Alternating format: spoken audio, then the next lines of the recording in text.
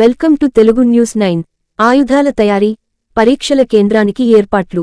ఇప్పటికే మచిలీపట్నంలో ప్రాజెక్టు సిద్ధం. ప్రధాని నరేంద్ర మోదీ చేతుల మీదుగా త్వరలో ప్రారంభం. డార్జిలింగ్లో జరిగిన బోర్డు మీటింగ్లో 2 ప్రాజెక్టులపై చర్చించాం. కేంద్ర రక్షణ శాఖ డైరెక్టర్, ఆదోని కూటమి అభ్యర్థి డాక్టర్ పార్థసారథి. కర్నూలు జిల్లా, భారతదేశ రక్షణ శాఖకు సంబంధించి ఆయుధాల తయారీ, టెస్టింగ్ కేంద్రాన్ని అనంతపురం జిల్లా పాలసముద్రంలో ఏర్పాటు చేస్తున్నట్లు వెల్లడించారు కేంద్ర రక్షణ శాఖ డైరెక్టర్, ఆదోని కూటమి అభ్యర్థి డాక్టర్ పార్థసారథి. డార్జిలింగ్లో వివిధ దేశాల రక్షణ శాఖకు సంబంధించి జరిగిన 3వ దశ బోర్డు మీటింగ్ విజయవంతంగా పూర్తి అయినట్లు డాక్టర్ పార్థసారథి ఓ ప్రకటనలో పేర్కొన్నారు.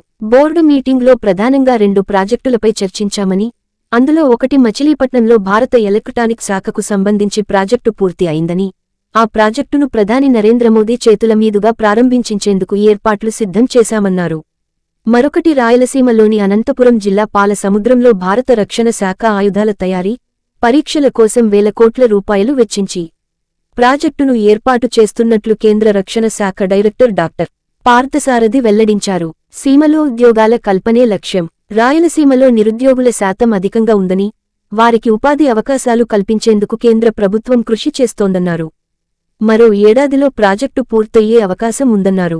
తాను భారత రక్షణ శాఖ బోర్డు డైరెక్టర్ అయినప్పటి నుంచి మచిలీపట్నం, అనంతపురం ప్రాజెక్టులు పూర్తి చేస్తామని చెప్పేందుకు సంతోషిస్తున్నామన్నారు. తెలుగు న్యూస్ 9తో విలేకరి సురేష్. ఆశపడతా ఉన్నాను.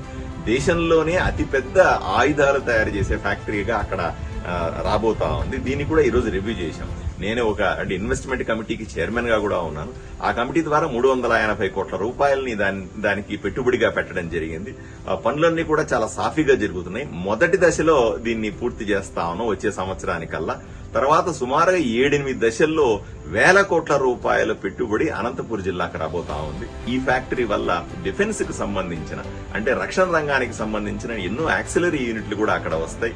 దీన్ని కూడా ఈ రోజు రివ్యూ చేయడం జరిగింది. చాలా సంతృప్తికరంగా పనులు సాగుతున్నాయన్న విషయాన్ని తెలియజేయడానికి నేను సంతోషిస్తా ఉన్నా. ఈ 2 ప్రాజెక్టులు కూడా వస్తే ఆంధ్రప్రదేశ్ లో మనం ప్రతిష్టాత్మకంగా చేపట్టినటువంటి ఈ ప్రాజెక్టుల వల్ల నిరుద్యోగం తగ్గుతుందనే ఆశ, అదేవిధంగా దేశానికి సేవ చేస్తున్న రాష్ట్రాల్లో ఈ మన రాష్ట్రం కూడా ముందుంటుందనే ఆశపడతాం.